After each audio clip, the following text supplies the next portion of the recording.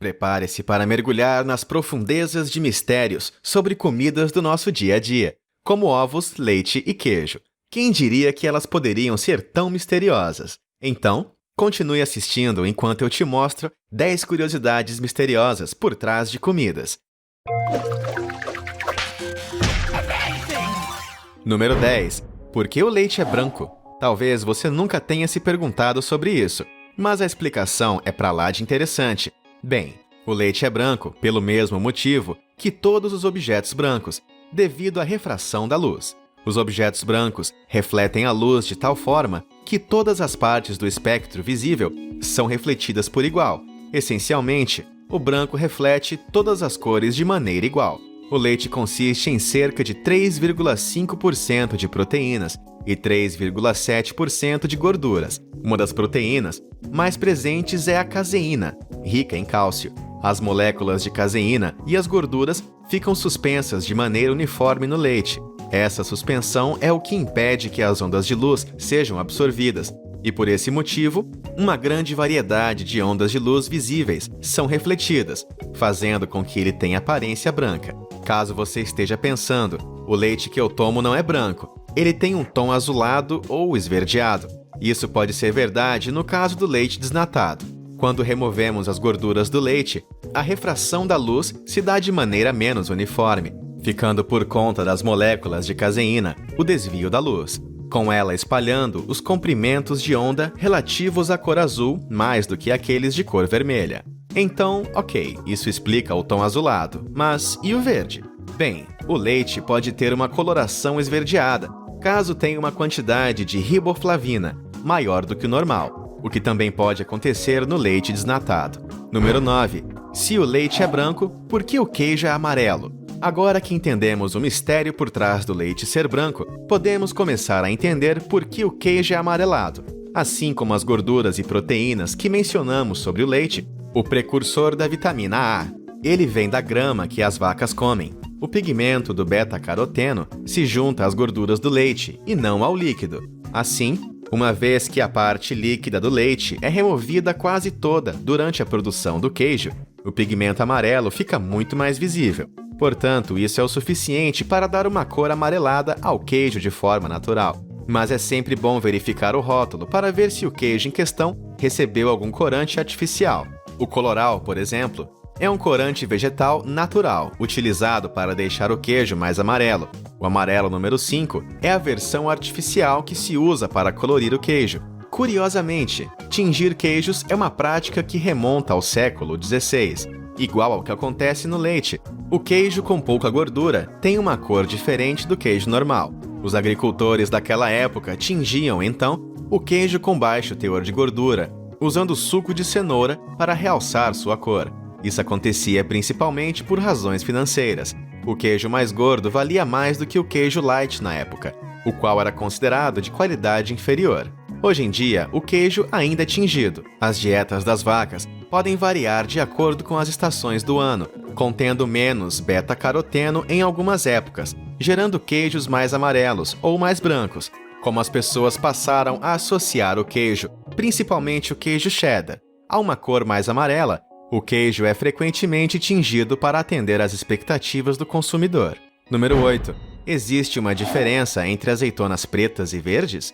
Muitas pessoas acreditam que vegetais de cores diferentes, como maçãs, cebolas ou azeitonas, indicam espécies ou variedades diferentes, mas esse não é o caso. As azeitonas verdes são as frutas ainda pouco maduras, que quando deixadas na árvore vão ficando negras com o tempo. Ainda que esse seja o processo natural, muitos produtores comerciais de azeitonas não esperam que elas amadureçam naturalmente para colher as azeitonas negras. Ao invés disso, elas são colhidas ainda verdes, comercializadas dessa forma, ou amadurecidas através de um processo comercial. Elas recebem tratamentos com soda cáustica e são banhadas em água oxigenada. Mas não para por aí. Depois que as azeitonas atingem aquele tom negro brilhante, alguns fabricantes ainda as revestem com gluconato ferroso, um estabilizador de cor que as mantém com aparência brilhante e negra até elas chegarem à sua mesa. Se você não gostou dessa ideia, fique de olho nos produtores que não utilizam essa química. Normalmente, as azeitonas assim são de cor mais marrom escura, ao invés de pretas e brilhantes. Número 7. Como as jujubas ficam brilhantes desse jeito? Não vai ficar bravo comigo, mas tem uma notícia meio ruim para você. Sabe aquele revestimento externo brilhante que vemos em todas as balinhas de goma e que deixam elas tão bonitas? Bem, de onde ele vem não é algo tão bonito. Esse revestimento é conhecido como goma laca e é reconhecido como seguro para o consumo humano, segundo os órgãos sanitários. Goma laca é feita de excrementos de besouros. Sim, isso mesmo, cocô de inseto. O inseto específico do qual ela vem se trata da fêmea da Kerria laca. Ela esconde seus excrementos em galhos de árvores e estruturas tubulares parecidas a um túnel. Raspamos esses tubos e aquecemos o excremento para deixá-lo na sua forma líquida. Depois, o secamos em grandes placas, as quais são quebradas em flocos e vendidas assim. Quando a goma laca vai ser usada, ela é combinada com álcool para liquefazer a substância outra vez. A goma laca é utilizada em muitos produtos de confeitaria, mas também em maquiagens, sprays de cabelo, polimento de móveis e até nas AK-47. Quem diria que o estrume dessas senhoras besouro poderia ser tão versátil? Número 6. Por que as sementes do morango ficam do lado de fora? Você acha que os morangos são uma fruta, certo? Sabe aquela parte vermelha e doce que faz tudo mais gostoso? Sorvete, smoothies, champanhe? Bem, parece que estamos enganados. Na verdade, aquilo que chamamos de sementes do lado de fora é que são realmente as frutas. Veja só, uma fruta nada mais é do que uma flor polinizada, cujos órgãos sexuais ficam inchados, se tornando a fruta. As sementes ficam no meio da fruta, igual no pêssego ou nas maçãs. Mas quando ocorre a polinização de um morango, o que muda é o tecido do seu receptáculo, não seu órgão sexual. Os ovários das flores fertilizadas formam frutas separadas, chamadas de aquênios. Essas frutas são o que a gente chama de semente do lado de fora do morango. Cada uma dessas pequenas frutinhas secas contém uma semente menor. Esse é considerado um desenvolvimento evolutivo para incentivar os animais a comerem e espalharem as frutas e sementes de verdade. Eu me pergunto, quer dizer que eu comi pelo menos umas 30 porções de frutas hoje, comendo apenas um morango? Número 5.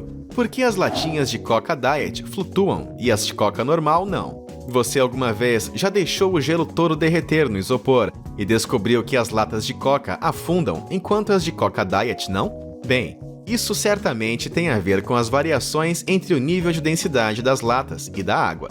Para explicar, vamos ao princípio de Arquimedes, que diz: se um sólido mais leve que um fluido for imerso à força nele, o sólido será impulsionado para cima por uma força igual à diferença entre seu peso e o peso do fluido deslocado. Portanto, assumimos que os ingredientes da Coca Diet devem ser menos densos do que aqueles usados na Coca normal. Isso é verdade se considerarmos que uma lata de Coca Diet de 350 ml contém somente 125 gramas de adoçante, o que dá menos massa ao líquido que os 39 gramas de açúcar que encontramos numa lata de mesmo tamanho de Coca-Cola normal. Essa pequena diferença na densidade entre o açúcar e o adoçante tem um resultado incrível. Veja só, isso faz com que a massa total de cada latinha esteja cada uma em um lado da balança com relação à densidade da água, o que faz com que uma flutue e a outra não. Número 4. Por que tem uma parte cinza ou verde ao redor da gema do ovo cozido? É um tanto desagradável quando abrimos um ovo cozido e nos deparamos com um anel em torno da gema, meio verde ou cinza escuro, não é? Mas não se preocupe, a não ser que você seja um chefe de cozinha de alto nível. O ovo não está ruim, e isso não afeta seu sabor. Ele só foi aquecido a uma temperatura muito alta na hora do cozimento, então depende só de você. Agora, a ciência por trás disso.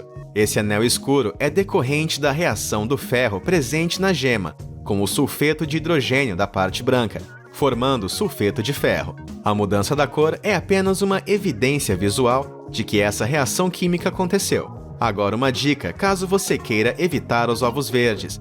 Quando a água já estiver fervendo, desligue o fogo e deixe os ovos cobertos de água por não mais que 12 minutos para ovos médios e 15 minutos para ovos grandes. Voilá! Os ovos perfeitos, sempre! Número 3. Por que tantos tons diferentes de gemas e cascas de ovos? Você já se perguntou por que alguns ovos que você abre têm uma gema bastante pálida, enquanto outros uma gema mais amarela e vibrante? Ou por que algumas cascas de ovos são mais escuras ou manchadas que as outras? A casca é algo mais fácil de explicar, mas você vai se surpreender sobre a gema. A cor da casca de um ovo é determinada pela raça da galinha e nada mais. Não importa como as galinhas sejam mantidas ou o que elas comem, a cor da casca de seus ovos é puramente genética. Por exemplo, galinhas de Leghorn botam ovos brancos, enquanto as Orpington botam ovos marrons. Já a gema, sua cor é o resultado da dieta que as galinhas recebem. As gemas mais escuras são resultados de dietas ricas em vegetais, como o milho amarelo e a alfafa. As gemas mais pálidas são de galinhas com dieta à base de trigo ou cevada. As gemas com pouca cor são resultado do consumo de farinha de milho branca. A cor da gema não afeta o sabor dos ovos, mas a estética parece ser um problema para os consumidores. Diferentes regiões do mundo preferem gemas de cores diferentes em seus pratos. De fato, a cor da gema é um fator bastante importante na sua comercialização. Hoje em dia, existe até um padrão industrial de reconhecimento de cores de gema, conhecido como DSM Yolk Fan. Ele mede as cores das gemas produzidas em um espectro de 15 tons diferentes. Número 2. Por que alguns ovos têm duas gemas? Na sociedade de hoje, com tudo padronizado, tendemos a fugir de coisas que fujam do normal, e talvez você reaja mal caso encontre duas gemas no seu ovo.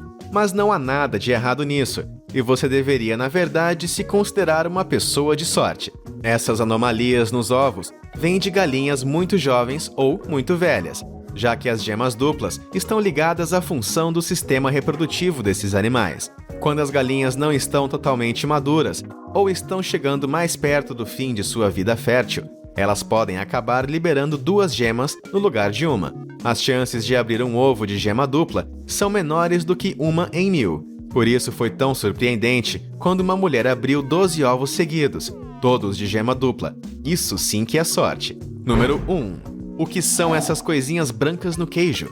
Bem, a boa notícia é que não é mofo, levedura, nem nada que faça você querer abandonar o seu misto quente. Esse material branco são cristais de queijo, que de acordo com a Culture Cheese Mag, estão na moda. Eles vêm em duas formas, a tirosina e o lactato de cálcio. Os cristais de tirosina são encontrados somente no interior do queijo, não em sua superfície. Eles são típicos do queijo romano e suíço, caracterizados por uma cor branca brilhante e uma textura bastante firme. O lactato de cálcio é o que você vê na superfície do queijo, mas também pode estar contido em seu interior. Esses cristais são mais frequentes em queijo Colby e cheddar. Eles têm uma textura mais macia e cores mais claras que os cristais de tirosina. Também estão presentes em maior número e não se limitam a um ou outro queijo. Os queijos Gouda geralmente contêm ambos tipos de cristais. Os cristais de tirosina são formados à medida que o queijo vai envelhecendo e suas cadeias proteicas se desfazem. Os cristais de lactato de cálcio se formam por causa da cultura inicial do queijo. Os cristais de queijo fazem ele mais crocante e significam que tem sabores mais complexos. Por isso, os queijos com cristais são mais modernos que outros. Conseguiu entender um pouco mais sobre esses cristais agora? E você? Está intrigado com algum mistério culinário que deixamos de lado? Conta pra gente nos comentários abaixo. Além disso, caso você tenha gostado desse vídeo, se inscreva no canal. Criaremos mais vídeos como esse no futuro. Muito obrigado por assistir.